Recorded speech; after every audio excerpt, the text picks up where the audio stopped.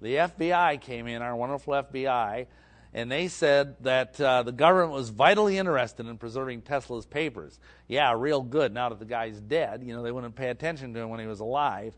2 days after Tesla's death, representatives of the Office of Alien Property went to his room at the New Yorker Hotel and seized all of his possessions. See, Tesla never became a U.S. citizen, so he was considered a resident alien.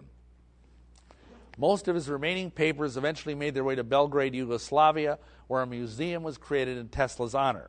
And because at that time they had the communist Tito regime there, all access from Western scientists, Western analysts was shut off. But of course the Soviets could look at anything they wanted. And that brings us up to date, or more or less. Now we're in our modern era, and as early as 1960, Soviet Premier Nikita Khrushchev referred to his nation's forthcoming scalar weapons. He addressed the Presidium, and he said this: "We have a new weapon, just within the portfolio of our scientists, so to speak, so powerful that if unrestrainedly used, it could wipe out all life on Earth."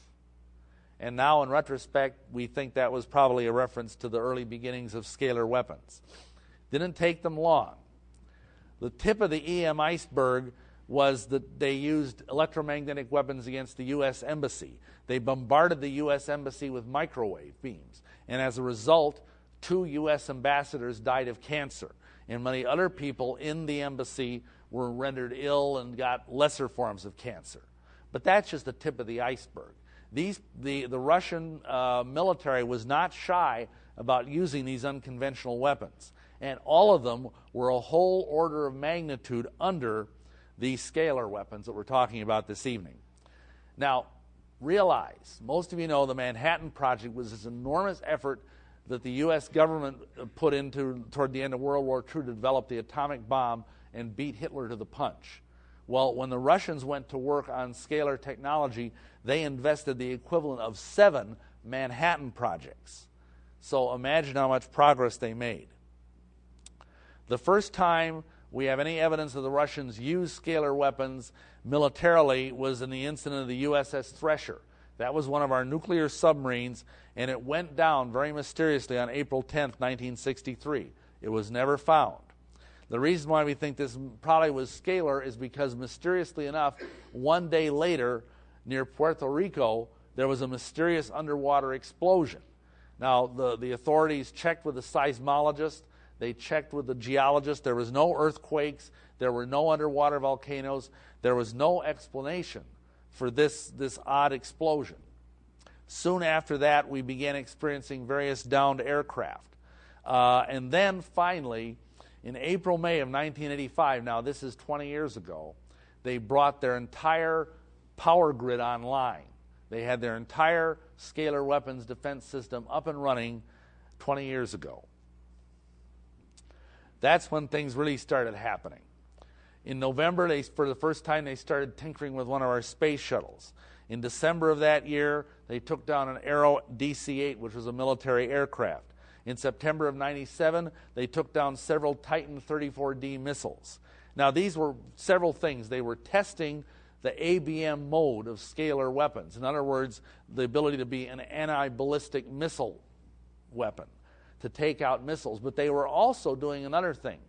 They were kind of pinging or tweaking our intelligence services, our military, to see if the military would go, gee, that looks like scalar weapons to us.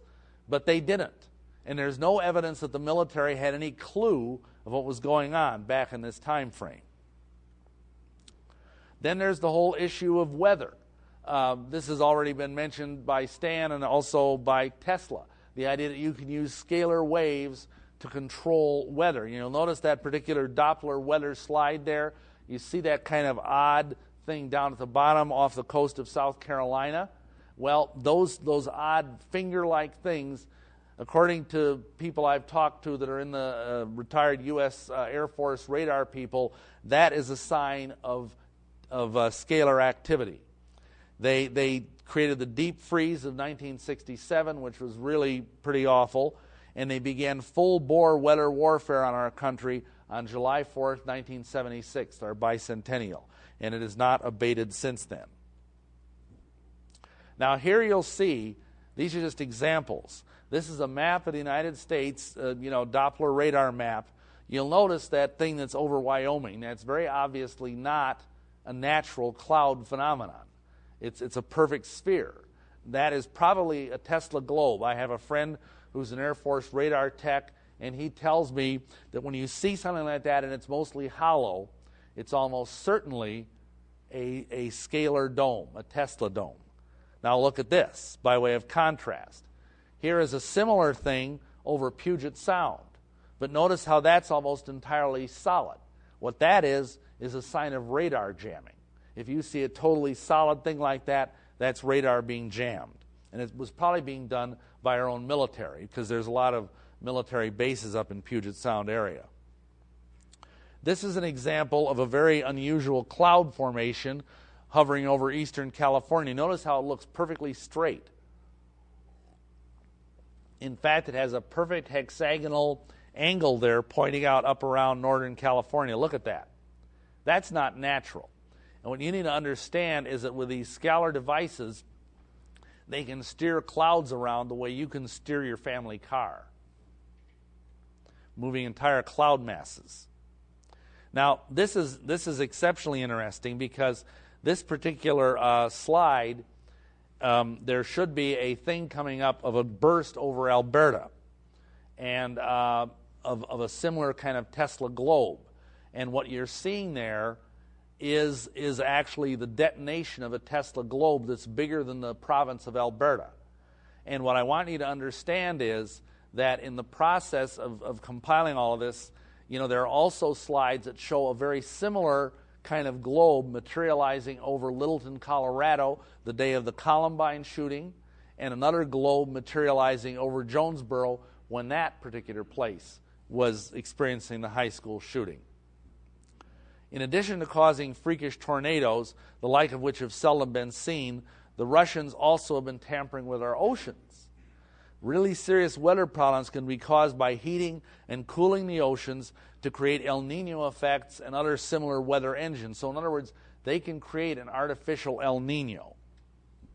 And these, we know the problems. We've all heard it on the news. You have droughts, you have forest fires, you have deaths due to heat waves, flooding, and other fringe benefits.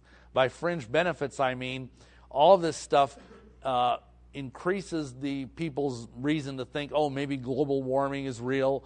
Oh, gee, maybe we ought to sign the Kyoto Treaty. Maybe all of the tree huggers are really right, when actually it probably is more likely the Russians fooling around with our weather. Now, I mentioned something earlier about the school shootings at Columbine and elsewhere.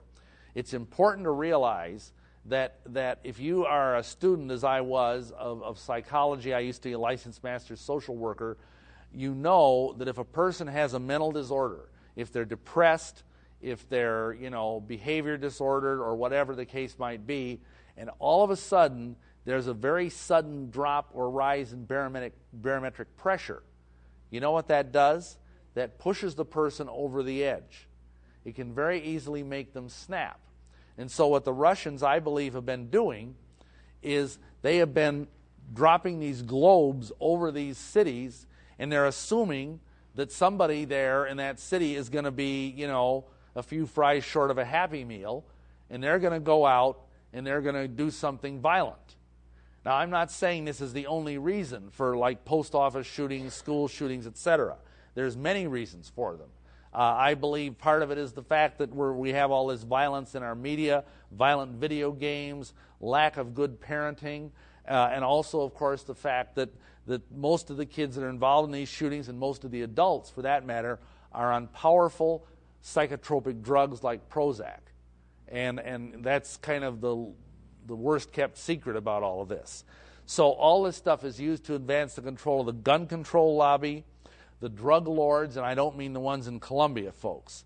I mean Eli Lilly, I mean Pfizer, I mean Merck, and of course the psychiatric lobby. And then, of course, there's also our wonderful president and his program to have no child left undrugged.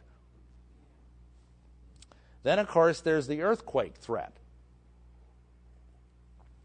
We've already heard from Defense Secretary Cohen that electromagnetic induction of earthquakes is now recognized.